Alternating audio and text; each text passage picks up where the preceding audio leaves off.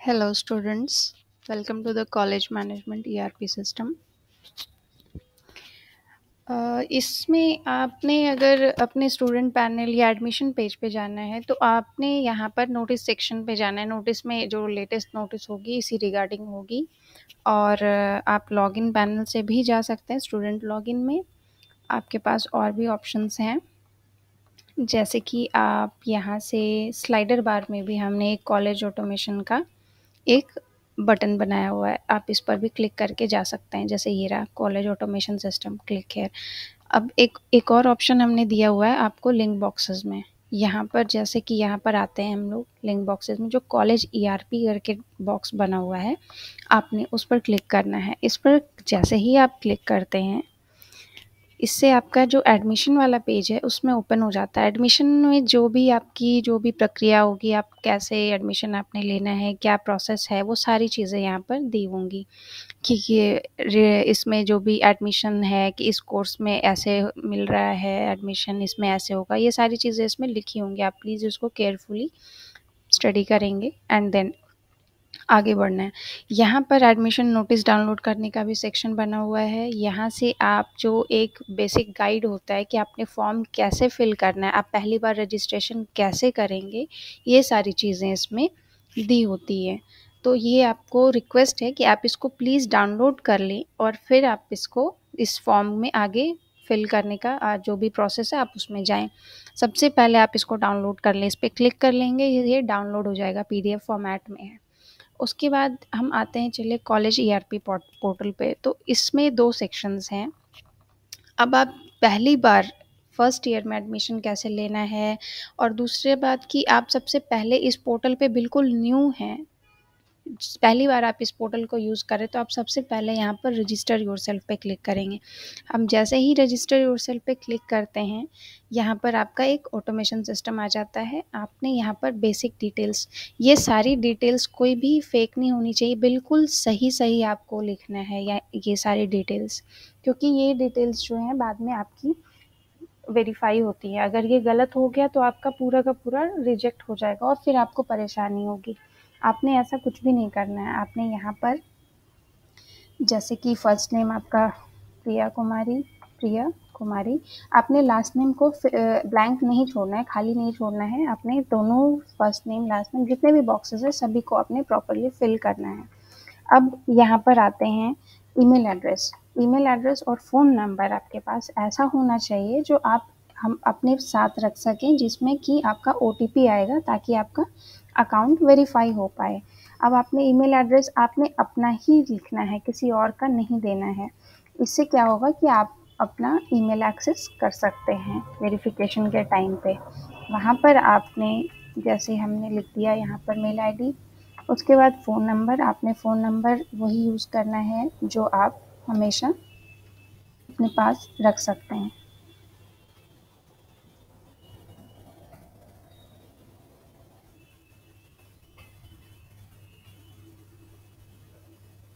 उसके बाद हमने एक पासवर्ड जनरेट, पासवर्ड में क्या होता है, एक बड़ी अक्षर, एक छोटी और कुछ डिजिट्स मीन्स नंबर्स, इनके कॉम्बिनेशन से आपने पासवर्ड जनरेट करना है। ये थोड़ा स्ट्रॉन्ग पासवर्ड के लिए ये हमने एक प्रोसेस बनाया हुआ है ताकि आपको आगे कोई परेशानी ना हो और आपका सेफ रहे अकाउंट। यहाँ से हम रजिस्टर कर देते हैं। तो रजिस्टर करने के बाद आपका एक सेटअप आ जाता है अकाउंट रजिस्टर्ड। अब इसमें क्लियरली लिखा हुआ है कि ओटीपी आपके रजिस्टर्ड ईमेल या फ़ोन पर आ जाएगा ताकि आप अपना अकाउंट एक्टिवेट, आपने रजिस्ट्रेशन तो कर लिया, अपना अकाउंट एक्टिवेट नहीं कर पाए। तो अब एक्टिवेट आप तभी कर पाएंगे जब आपकी ओटीपी वेरीफाई हो जाएगी। ओटीपी वेरीफाई करने के लिए आप क्या करेंगे, अपने जीमेल अकाउंट में लॉगिन करेंगे, अपना जीमेल अकाउंट को ओपन करेंगे। आप कहीं से भी कर सकते हैं, अपने फ़ोन से या जहाँ भी आप एक्सेस करते हैं वहाँ से आप कर सकते हैं। अपना मेल अकाउंट ओपन करने के बाद आप उसमें चेक करेंगे कि आपका ओटीपी कहाँ पर आया है। आपका ओटीपी अगर नहीं आया तो आप थोड़ा वेट करेंगे, आपने तुरंत कोई इसमें नहीं ले लेना है। आप यहाँ पर वेट करेंगे। यहाँ पर ईमेल एड्रेस वही लिखेंगे आप जो आपने अभी जस्ट रजिस्टर किया है। यहाँ पर आपने ऐसे ही लिखना है सेम। उसके बाद नंबर, जो मोबाइल नंबर आपने लिखा था, जो आपके पास मोबाइल नंबर और ईमेल एड्रेस होगा आपको वही लिखना है जो आपने रजिस्ट्रेशन में यूज़ किया है, कुछ भी गलत नहीं लिखना है। अब जैसे ओटीपी आ जाता है, अगर ओटीपी नहीं आता है तो आपको आईवीआर सेक्शन से कॉल आ जाएगी। अगर नहीं आता है तो मोस्टली केसेस में आपको आ ही जाएगा, तो इसके लिए घबराने की कोई बात नहीं है और थोड़ा पेशेंस रखेंगे अगर आपको तुरंत नहीं आता है तो। उसके बाद आप यहाँ पर जैसे ओटीपी हो गया, यहाँ पर आप सबमिट कर देंगे। सबमिट करने से क्या होगा, अगर आपने कोई तरह की डिटेल्स रॉन्ग फिल किए हैं तो यहाँ पर आपको डिटेल्स का के बारे में आ जाएगा।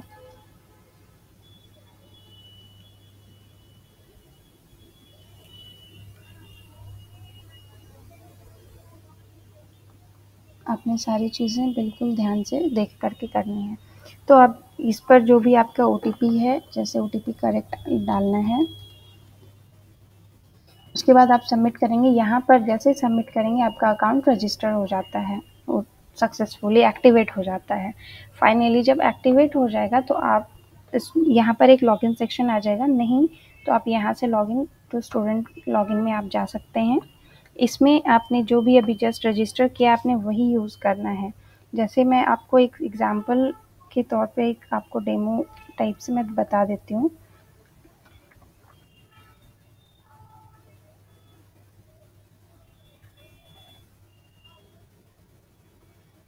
जैसे मैंने मोबाइल नंबर जो लिखा था, मोबाइल नंबर और पासवर्ड से मैं इसको ओपन करूँगी। Now login. अब लॉगिन इससे करने के बाद हमारा अगर गलत होता है तो लॉगिन गलत बताएगा।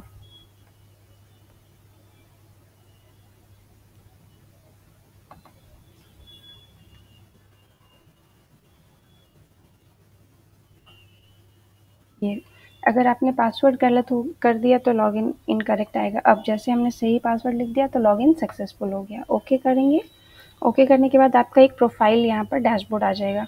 प्रोफाइल में आपका अगर आपने कोई पहले के कोई पेमेंट बचे हुए हैं तो यहाँ पे पे नाउ का ऑप्शन आता है। अब हमने इधर नहीं जाना है, लिंक अकाउंट में अभी नहीं जाना है, कहीं भी नहीं जाना है। आपने बस इस सेक्शन को हाईलाइट यहाँ पर देखना है। एकेडमिक में आप जाएंगे, यहाँ से 3 सेक्शंस हैं, एडमिशन है, माई एप्लीकेशन, सपोर्ट। एडमिशन में जब हमने फर्स्ट ईयर में एडमिशन लेना कैसे है वो सारी फॉर्म फिलिंग का प्रोसेस है यहाँ पर। फिर माई एप्लीकेशन में हम तब जाएंगे जब हमने कोई फॉर्म फिल किया होगा और हमारे सारी डिटेल्स वहाँ पर आएंगी। सपोर्ट में कोई तरह की इश्यूज आती हैं वहाँ पर हम सपोर्ट यूज़ करेंगे। हम सबसे पहले अपना यहाँ पर एडमिशन ले लेते हैं फर्स्ट ईयर में, जैसे कि मैंने अभी एडमिशन लेना है। तो यहाँ पर आपको क्या करना है, मेन स्ट्रीम सेलेक्ट करना है। मेन स्ट्रीम के अंदर जैसे यूजी आता है, पीजी है, इंटरमीडिएट है। हम जैसे यूजी सेलेक्ट करते हैं, इसके बाद हमारा कोर्स स्ट्रीम यानी कि साइंस है, कॉमर्स है, क्या है ग्रेजुएशन के अंदर, तो यहाँ पर बीएससी मैंने सेलेक्ट कर लिया। सेशन हमने अभी न्यू स्टूडेंट हैं, कोई पहले का सेशन नहीं यूज़ करना है, करंट सेशन यूज़ करना है। और प्लीज़ ये सारी डिटेल्स जितनी भी हैं ये सारी आपकी मैंडेटरी और एकदम इम्पॉर्टेंट है कि आप कुछ भी गलत नहीं करें यहाँ से, फिर आपको बहुत परेशानी होगी, आपका फॉर्म रिजेक्ट हो सकता है। तो आपने कोई गड़बड़ नहीं करनी, ये बिल्कुल ध्यान से थोड़ा पेशेंस लेके आपने ये काम करना है। इसके बाद आपने कंटिन्यू पे क्लिक करना है। इसके बाद क्या होता है, एक बेसिक इंस्ट्रक्शन बता दिया गया है कि आपका सर्टिफिकेट पीडीएफ फॉर्मेट में होना चाहिए, पीएनजी फॉर्मेट में आपका फ़ोटो और सिग्नेचर होना चाहिए, बेसिक ट्रांजैक्शन पॉलिसीज़ है। ये सब आप प्लीज़ केयरफुली ये सारी चीज़ों को पढ़ेंगे, उसके बाद ही इसको टिक करेंगे। टिक करने के बाद एग्री एंड कंटिन्यू पे आते हैं। यहाँ पर अब आपको क्या है कि एक आपकी आईडी दी होती है। अब आईडी जो आपकी यूनिवर्सिटी देंगी या कॉलेज आपको प्रोवाइड करेंगी आपके नाम के साथ मैच करवाने के लिए, ताकि आपका कुछ गलत ना हो सके। अब जैसे कि यहाँ पे मैं लिंक अपना एक आईडी यूज़ कर लेती हूँ।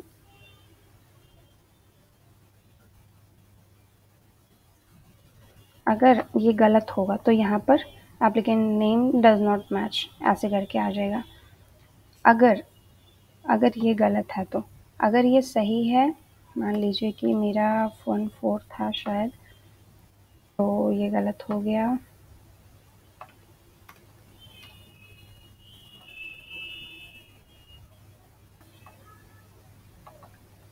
आई थिंक 101 था।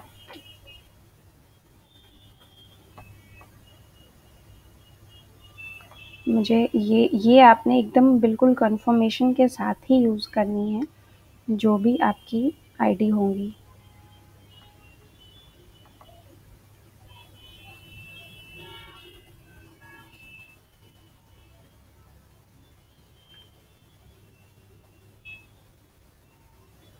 ये अब देखिए मेरी आईडी वेरीफाई हो गई तो मुझे ये आ गया। अब यहाँ पर हम क्या करेंगे, यहाँ पे सिलेक्शन जो भी ये ऑनर्स का पेपर होता है, सब्जी का पेपर होता है, कंपोजिशन होता है, ये प्लीज़ आप लोगों को केयरफुली इसको फिल करना है।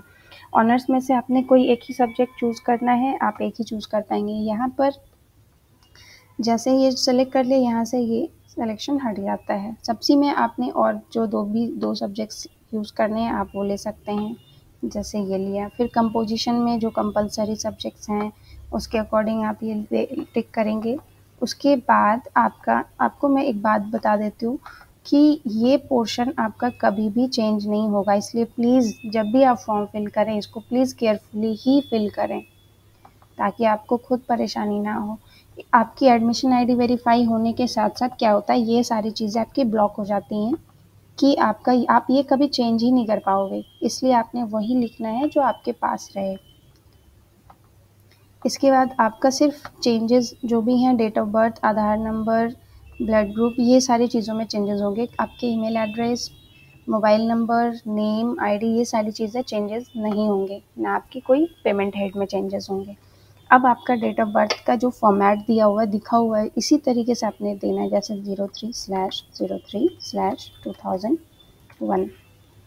ठीक है, अब आधार नंबर डालते हैं। आधार नंबर में भी जैसे ही ये फॉर्मेट दिया हुआ है बस इसी तरीके से हमें लिखना है। जैसे हाइफ़न बीच में है 4 डिजिट के बाद आपने वैसे ही हाइफ़न फिल करके लिखना है। आपका ईमेल एड्रेस यहाँ पे ऑटोमेटिक आ गया है। नेशनैलिटी चेक करेंगे, जेंडर चेक करेंगे, अपने जेंडर अपने अकॉर्डिंग इसको यूज़ करेंगे।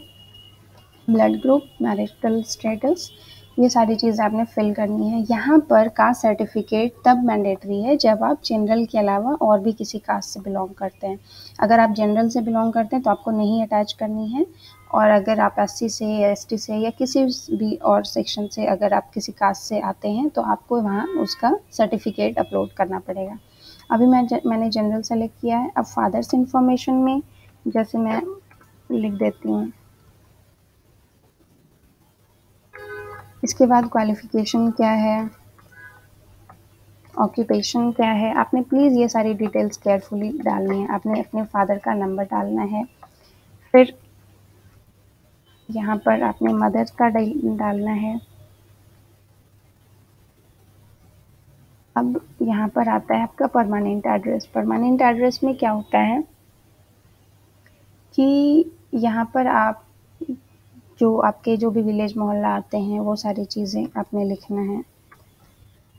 जैसे ये है पोस्ट ऑफिस क्या है, आपने सारी डिटेल्स जो भी है आपने बिल्कुल सही करेक्टली फिल करना है। कुछ भी गलत नहीं करें तो अच्छा है, क्योंकि बाद में फिर एडिटिंग में प्रॉब्लम आती है, नहीं हो पाता है। इसलिए आप लोग ये सारी चीज़ें बिल्कुल ध्यान से फिल करेंगे। डिस्ट्रिक्ट आपने जो आपका है, स्टेट जिस स्टेट से बिलोंग करते हैं, यहाँ पे फिर पिन कोड,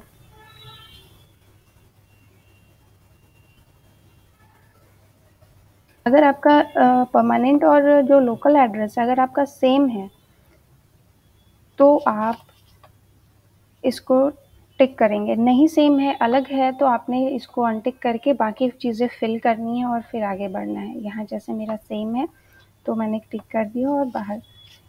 यहाँ पर लास्ट इंस्टीट्यूशन, जैसे आपने बीएससी कर ली है, बीएससी के लिए एडमिशन अप्लाई किया है तो बीएससी से पहले आपने लास्ट इंस्टीट्यूशन क्या हुआ आपका, +2 का हुआ, यानी इंटरमीडिएट आपने कहाँ से किया है। मान लीजिए इंटर महिला कॉलेज से किया है तो आपने उसकी डिटेल्स यहाँ पे लिखनी है। सेशन क्या था आपका, फिर क्लास आपका क्या था, इंटरमीडिएट, इसके बाद सेक्शन, फिर आपका रोल नंबर। इसके बाद हमारे पास क्या आता है, यहाँ पर डिटेल्स जो भी आपने एग्जामिनेशन पास की है। मान लीजिए आपने मैट्रिकुलेशन सीबीएसई से की है तो आपने सीबीएसई लिखना है। सब्जेक्ट मैट्रिकुलेशन में ऑल आता है, ऑल लिखना है। ईयर ऑफ पासिंग आपका क्या है, तो 2018 हो गया। Total marks 500, marks obtained, division.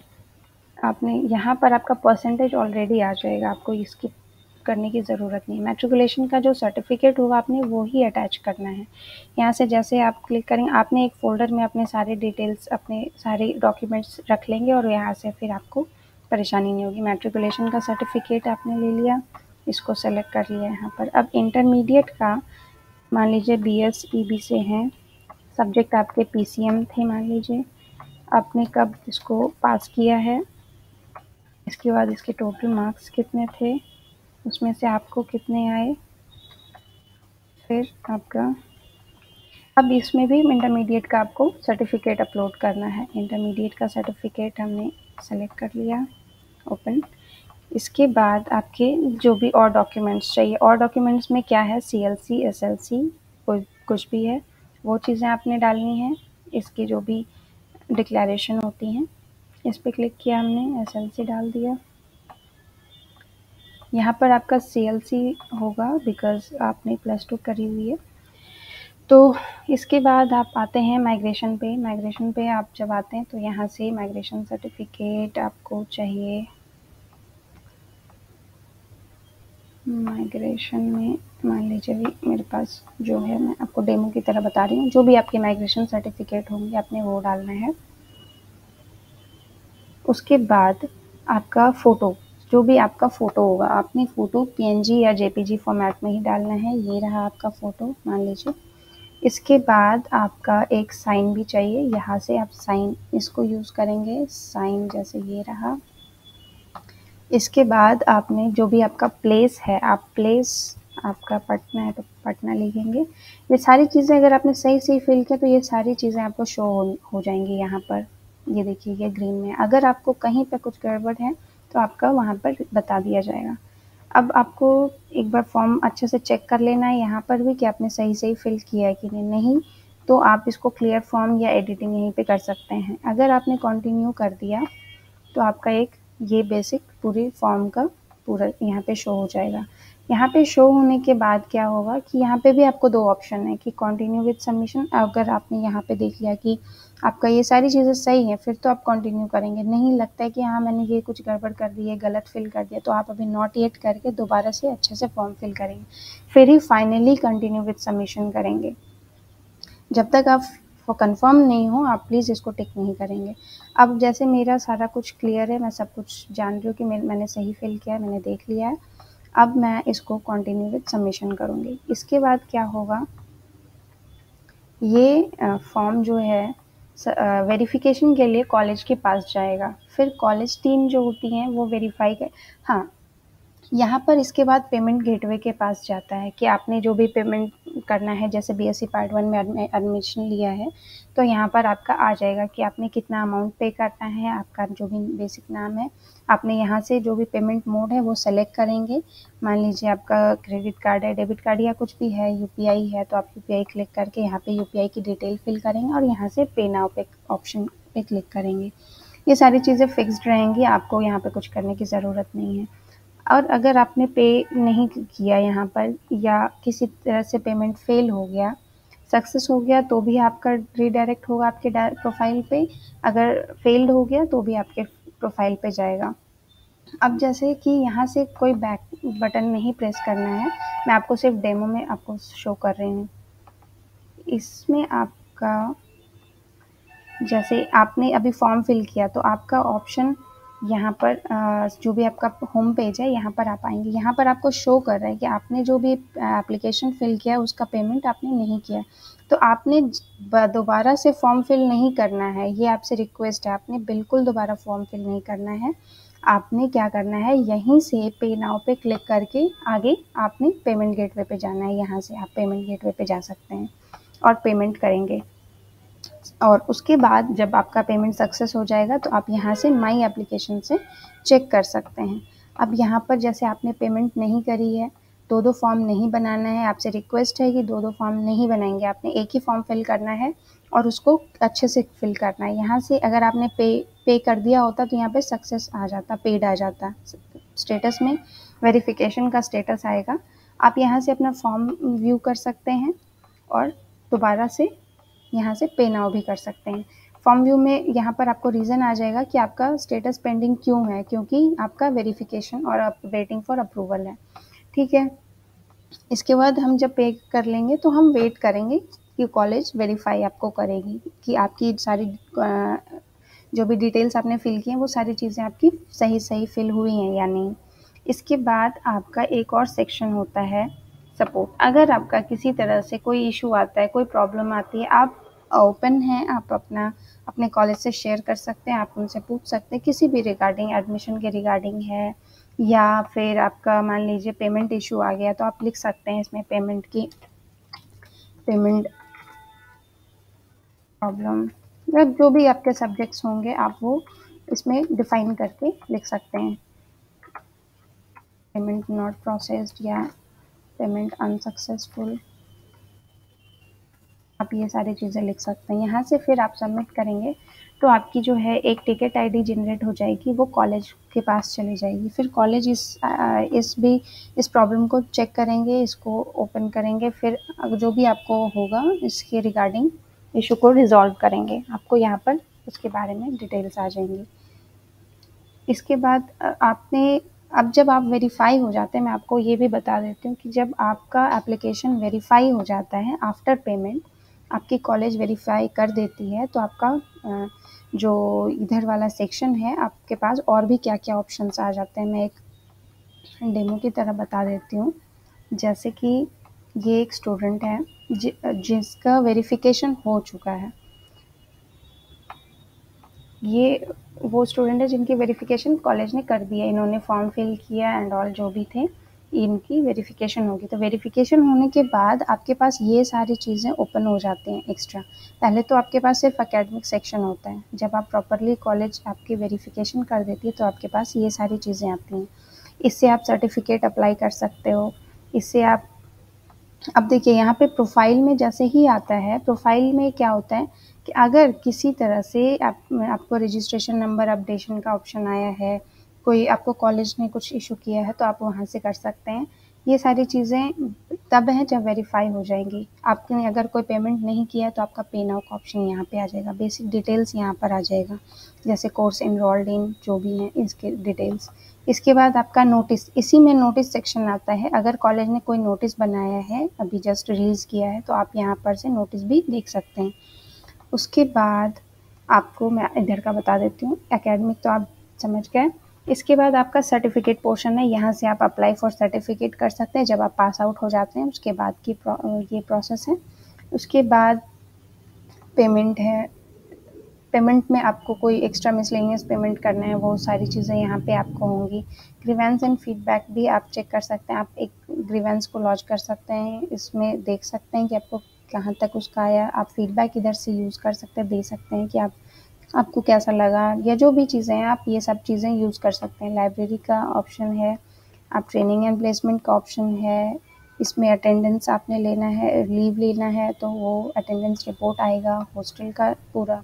ये सारी चीज़ें तब होंगी जब आप वेरीफाइड स्टूडेंट हो जाते हो। जो आप फर्स्ट टाइम एडमिशन लेने के लिए आए, आपने रजिस्ट्रेशन की, फिर लॉगिन किया ओटीपी वेरीफाई करके, उसके बाद आप अपना फॉर्म फिल किया। फिलअप करने के लिए आपको एक कॉलेज आईडी प्रोवाइड करती है। आईडी प्रोवाइड करने के बाद आप उससे अपना एक फॉर्म फिल कर लेते हैं। फॉर्म फिल करने के बाद पेमेंट के बाद आपके जो भी ये प्रोसेस है ये चली जाती है आपके कॉलेज के पास। कॉलेज आपके वेरिफिकेशन करेंगे, वेरिफिकेशन के बाद आपको यहाँ पर शो हो जाएगा कि हाँ आप वेरीफाइड स्टूडेंट हैं। अब आप आगे ये इस पैनल को यूज़ कर सकते हैं। इसमें आपके ये सारी चीज़ें एक्स्ट्रा ऐड हो जाएंगी, एक्स्ट्रा आपको ये फीचर्स मिलेंगे, आप यहाँ से ये सारी चीज़ें यूज़ कर पाएंगे।